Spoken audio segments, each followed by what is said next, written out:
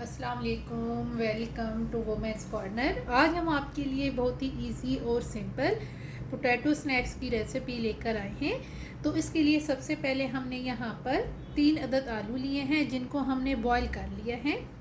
अब यहाँ पर हम इन्हें ग्रेट कर लेंगे।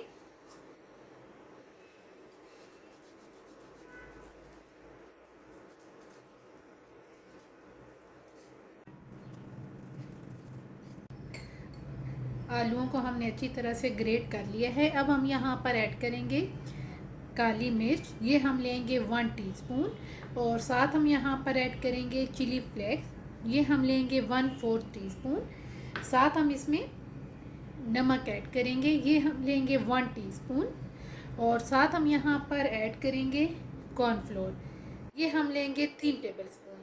अब इन सारी चीज़ों को हम अच्छी तरह से मिक्स करेंगे और मिक्स करने के बाद हम इन्हें शेप देंगे।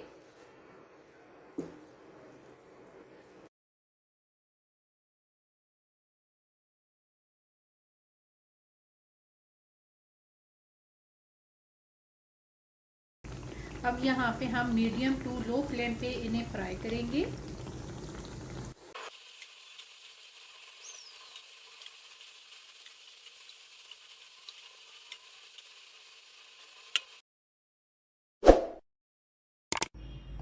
फाइनली बहुत ही इजी और सिंपल पोटैटो स्नैक्स बनके बिल्कुल तैयार हैं।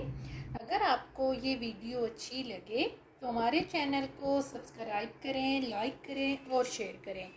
अल्लाह हाफिज़।